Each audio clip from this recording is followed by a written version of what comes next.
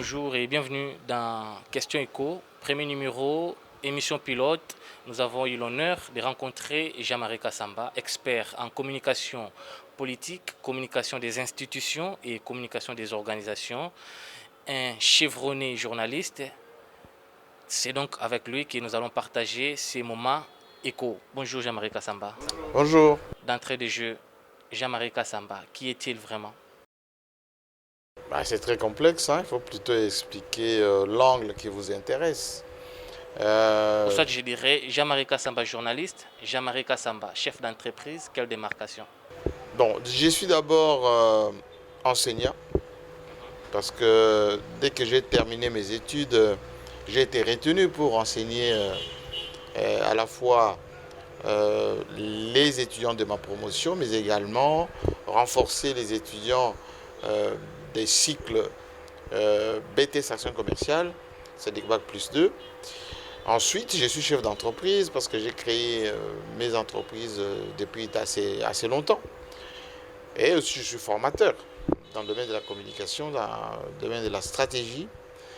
Tout ceci fait que toute discipline en rapport avec la communication globale peut nous intéresser. On peut trouver des angles d'explication qui peuvent à la fois intéresser et ceux qui apprennent et ceux qui exercent. Stratégie communication pour entreprise. Vous êtes chevronné comme je vous ai présenté au début. Comment vous expliquez ces concepts de communication comme stratégie? Bon, il faut d'abord savoir que la communication, c'est une science qui n'est pas une science exacte, c'est une science humaine, mais qui concerne la communicabilité entre soit les hommes, soit les organisations. C'est la transmission du message d'un point A à un point B, mais c'est aussi l'organisation de ces flux d'informations qui permettent que les choses soient bien comprises entre les acteurs et entre les structures. Pour une entreprise, c'est très important parce que pour créer une société, il vous faut des paramètres de base. C'est d'abord un capital social, 2, des ressources humaines, 3, des moyens logistiques, et vous couplez tout ceci avec de la communication institutionnelle et commerciale pour escompter un résultat. Parce que ce qui n'est pas présenté n'existe pas. Donc forcément, l'application de cette formule-là fera de vous un bon manager ou un mauvais manager. Et donc la communication est plus qu'importante parce que avant que l'entreprise soit connue sur le plan, on va dire opérationnel, il faut qu'elle soit d'abord conçue sur le plan de la communication institutionnelle. Cette fois-ci, il faut le nom de l'entreprise, la fiche technique, les logos, les slogans, tout ce qui est identifiant de l'entreprise.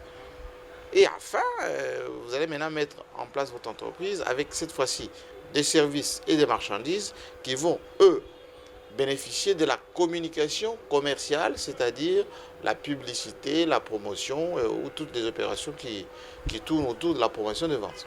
Et donc ici, on peut aussi parler de la communication interne et externe.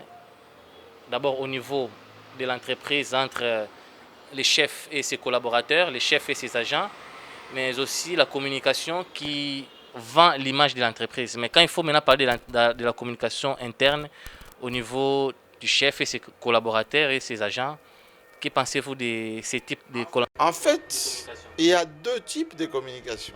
La première, c'est la communication institutionnelle, comme je vous ai expliqué, qui parle de l'institution. La deuxième, c'est la communication commerciale, qui parle de produits et de services. Mais au sein des organisations, il y a ce qu'on appelle la communication interne, qui est quoi? C'est le système d'information interne qui régule le flux d'informations entre ceux qui travaillent dans l'entreprise, entre le management. Cette communication peut être pyramidale, elle peut être horizontale, et cette communication peut être formalisée, tout comme elle peut être informelle. Et donc, tout dépend de ce qu'on veut transmettre comme message. Autrefois, il y avait les fiches techniques, les circulaires, les affiches dans l'entreprise, des réunions d'entreprise.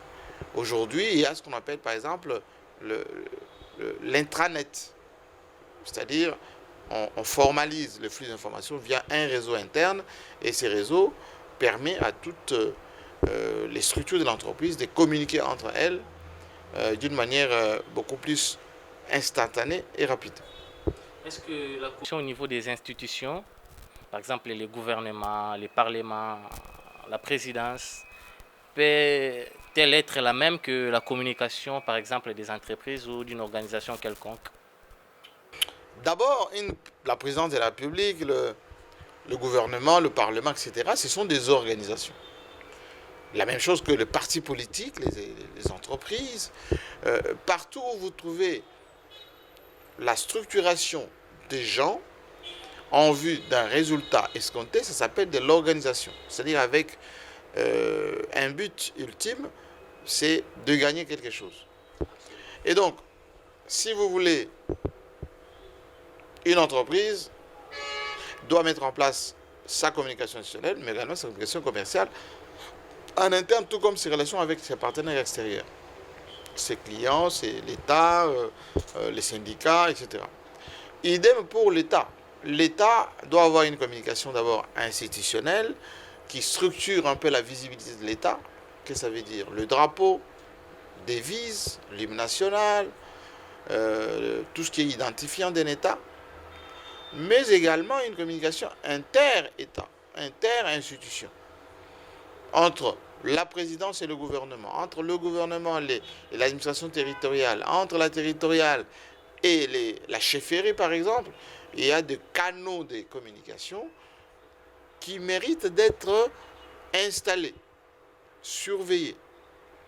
C'est pour ça que vous parlez que dans un gouvernement, il y a le ministère de la Communication, il y a un porte-parole du gouvernement, mais il y a aussi le ministère des Relations avec le Parlement, par exemple.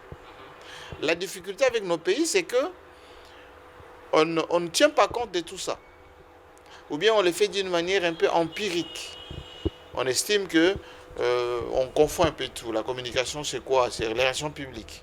La communication, c'est quoi? C'est les attachés de presse. La communication, c'est quoi? C'est les chefs du protocole. C'est donc combien au-delà de cela? Bien évidemment, la communication, c'est d'abord la schématisation de ce qu'on veut faire passer comme message sur papier. La communication, c'est le formatage des structures même. Dans les entreprises, ou plutôt à l'université, on vous apprend, il y a toute une discipline qu'on appelle la communication des organisations. En Afrique, il n'y a pas, malheureusement, peu de gens qui tiennent compte de cet aspect de communication des organisations. Et on le fait un peu d'une manière aléatoire. On va prendre son cousin ou sa nièce qui est à la fois protocole, qui est aussi chargé de presse. On ne sait pas organiser les conférences de presse, on ne sait pas gérer ce qu'on appelle la e-réputation, c'est-à-dire sa réputation à travers l'Internet. Et la conséquence de tout ça est que, en définitive, le résultat n'est pas bon. Parce que très souvent, quand on tombe dans la dynamique de la communication des crises, il y a panique. Il y a panique, pourquoi? Parce qu'on n'a pas pris des choses en amont. On n'a pas, par exemple, installé un dispositif que si jamais il y a une crise, on va actionner tel levier, tel levier, tel levier, et on gère la crise. Dès qu'il y a la crise, on panique. On est d'abord dans une structure d'autoprotection ou dans une dynamique d'agression. Et c'est ce qui fait que les gens parfois se trompent. Et donc, notre métier à nous, ou si vous voulez, notre rôle, c'est de rappeler très souvent que si vous avez vocation à être manager, à être gouvernant, il faut intégrer, alors d'une manière systématique, les notions de communication globale d'abord, pour savoir que ce qui n'est pas dit n'existe pas. Ce qui n'est pas géré n'a pas de pertinence.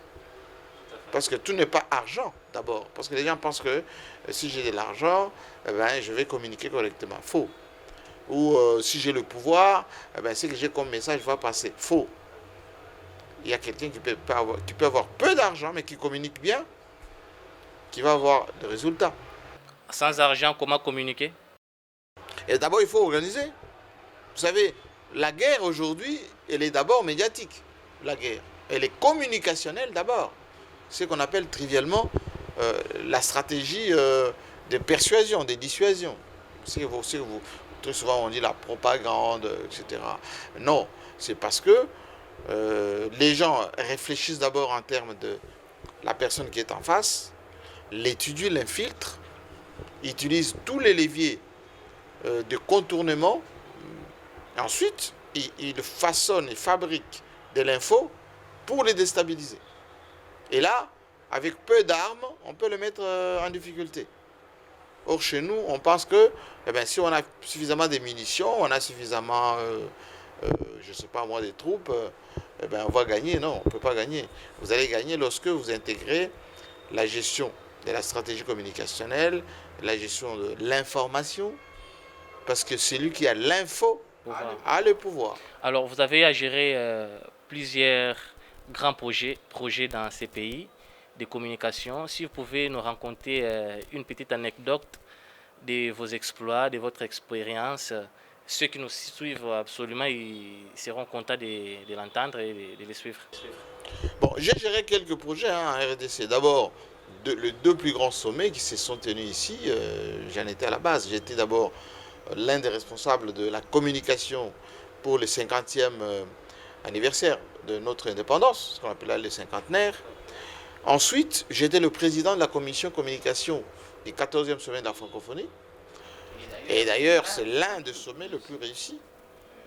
Dixit le président Abdoulaye Diouf, qui était ici. Pourquoi? Parce que nous avons mis en exergue un peu tout ce que je viens de vous raconter et que les collaborateurs ou les acteurs durant ces événements tenaient compte de nos conseils et de la mise en place de la dynamique qui était en fait installée. Mais ça va au-delà de ça. J'ai mes structures comme Télé 50, j'ai fait Fauteuil Blanc, je conseille un peu stratégiquement quelques leaders. Et souvent, les gens trouvent que c'est plutôt bien fait lorsqu'on est écouté. Lorsqu'un dirigeant n'écoute pas, il ne tient pas de briefs et débriefs avec les gens qui s'entourent de sa communication, les résultats se font sentir et souvent, c'est médiocre. Parce que sans vous couper, la plupart de nos leaders, ils ont des conseillers, mais ce sont eux qui conseillent leurs conseillers. C'est là en fait le malheur. Mais si vous pouvez donner quelques 5 erreurs qu'un gouvernant ou un manager ne peut pas commettre en faisant sa communication, ce sera lesquelles? D'abord, quand on est manager, on est chef, on ne doit pas avoir la maîtrise de tout d'une manière opérationnelle. On n'a pas la maîtrise de tout d'une manière opérationnelle. C'est pour cela qu'on a à la fois les parsec, les conseillers, les responsables sectoriels et les chefs de chaque département. Le rôle des managers, c'est la supervision et l'orientation. Si vous voulez bien, la vision. Un bon manager, un bon leader, c'est celui qui délègue les responsabilités, mais qui donne des objectifs. Qui dit, par exemple, à son chargé de communication, j'aimerais bien que l'image de mon pays, l'image de mon entreprise soit plus positive. Et là, le collaborateur va mettre en place toute une dynamique pour cet objectif ultime. Mais ces leaders, il doit d'abord donner les éléments de langage.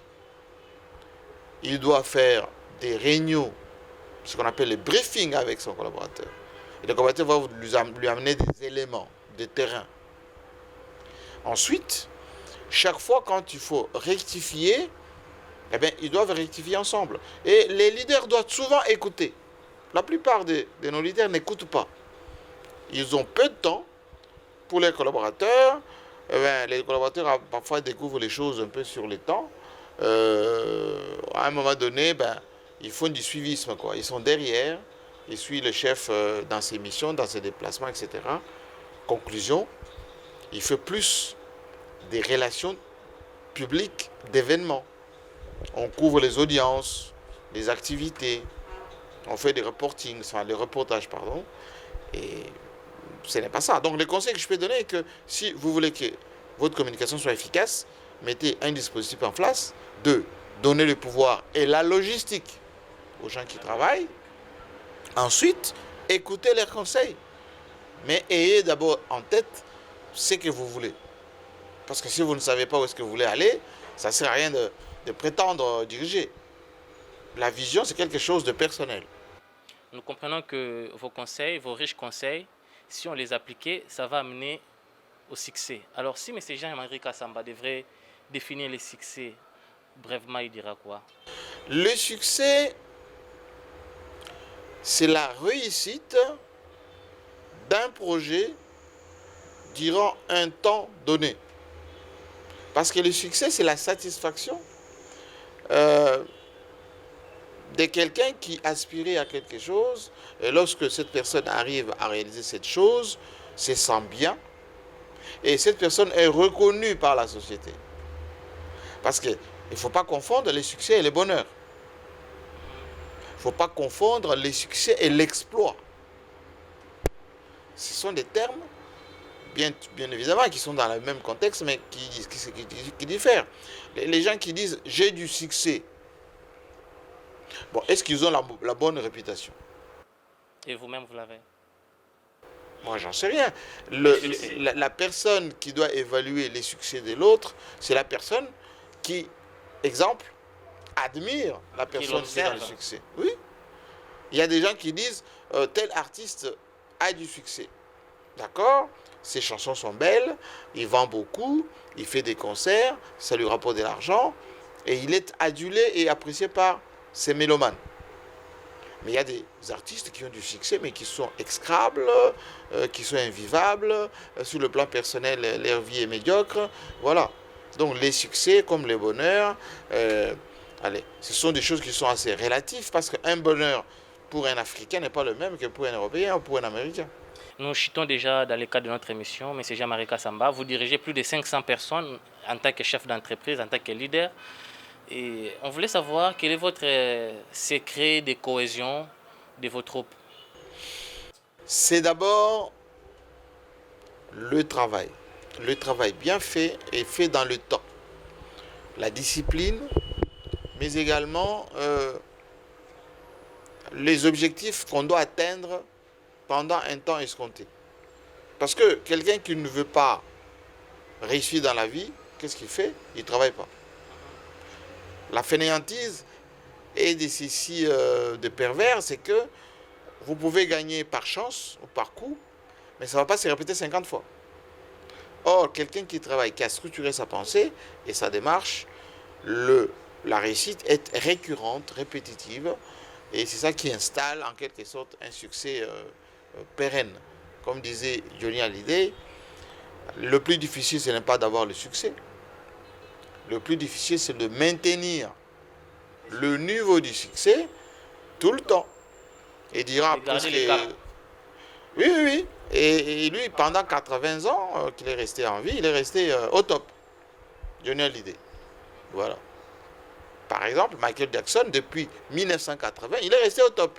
Pourquoi? Parce qu'il travaillait beaucoup, il était discipliné et il avait de l'ambition, il était perfectionniste. Lorsque vous êtes perfectionniste, parce que le monde tourne autour de la perfection, regardez ce que Dieu lui-même a fait. C'est quelque chose d'abord de sophistiqué, mais c'est beau, c'est fonctionnel. C'est celui qui n'est pas propre, qui ne fait pas des choses d'une manière correcte, eh bien le succès est toujours très loin. Et là, il peut trouver des raisons, la malchance, Dieu n'aime pas, il y a les sorciers, etc., etc. Mais ça, c'est autre chose. Nous avons parlé de la communication, mais quoi de plus normal n'est pas parler aussi du grand communicateur que vous êtes, du grand communicologue que vous êtes, Jean-Marie Kassamba. La plupart des personnes que nous avons interviewées à votre sujet pensent que vous êtes une grande intelligence, vous avez le charisme, vous avez tout ce qu'il faut pour être un grand ministre de la communication dans ces pays, ou peut-être aussi gérer la RTNC pour les modifier à vos goûts. Que pensez-vous de cela? C'est l'avis de beaucoup. Enfin, moi, je respecte. Mais être ministre dans un pays, c'est d'abord consécutif à la famille politique, consécutif au président de la République. Pourquoi pas aux atouts? Pourquoi pas à la C'est assez méritocratie, je rare. voulais dire? Au Congo et en Afrique principalement, c'est assez rare. Et pour preuve, on n'a pas beaucoup de bons résultats. Pourquoi? Parce que on ne mise pas sur la méritocratie. On mise sur allez, les gens qui font allégeance, les gens qui sont de la même tribu. Pourtant, vous êtes de la même tribu aussi que l'actuel chef de l'État et vous êtes parmi les rares très proches, je dirais, de l'ancien président de la République, M. Joseph Mais il y a Kabila, d'autres paramètres qui ne permettent pas l'aboutissement à tout cela. Il y a d'autres paramètres que je n'expliquerai pas ici. Les Camerounais vous apprécient, les Gabonais. J'ai rencontré dernièrement un Brazzavillois. Est-ce que vous croyez que les Congolais, vos compatriotes, vous apprécient aussi autant? Écoutez, moi j'ai beaucoup grandi à l'étranger, dans beaucoup de pays d'Afrique. On me connaît un peu plus qu'ici, au Congo. Mais vous savez qu'il y a un adage qui dit nul ne prophète chez lui. Mais ici, il commence à voir, pour ne pas dire, je suis aussi autant apprécié chez moi. Eh bien, c'est parfois le lot de beaucoup d'Africains. Et donc, nous, on n'a pas besoin qu'on nous félicite tout le temps. Chacun en son âme et conscience, dans son fort intérieur, c'est le travail que nous faisons. Nous le faisons d'abord pour le pays, pour sa propre fierté, pour sa famille, pour ses propres employés. Maintenant, s'il y a de la reconnaissance, ça nous permet d'avancer. Ainsi fait la vie. Stratégie communication pour l'entreprise était notre thème de séjour. En guise de conclusion, vous direz quoi par rapport à notre thématique de séjour? Ce que je peux dire est que si vous n'êtes pas quelqu'un qui opte pour la stratégie, l'organisation, vous ne pouvez pas réussir. Parce que dans toute chose, il faut toujours concevoir, planifier, exécuter, vérifier. Celui qui est en dehors de ces schémas, il est dans les tâtonnements, il est dans l'à peu près, et souvent le facteur chance ne se répète pas 40 fois. C'est pour ça qu'il faut toujours faire appel aux spécialistes, parce que les spécialistes, c'est eux seuls qui connaissent la maîtrise des choses. Jean-Marie Kassamba, merci beaucoup de nous avoir accordé cette interview. Je rappelle que vous êtes les patrons des Télé 50 et bien d'autres chaînes encore, entre autres Télé Plus, Star Plus. Et vous êtes spécialiste en communication. Merci du temps que vous nous avez consacré. Merci à vous et bonne chance. Merci beaucoup. Merci à vous aussi qui nous avez suivis de partout à travers le monde. Restez connectés, branchés sur votre chaîne. Merci beaucoup.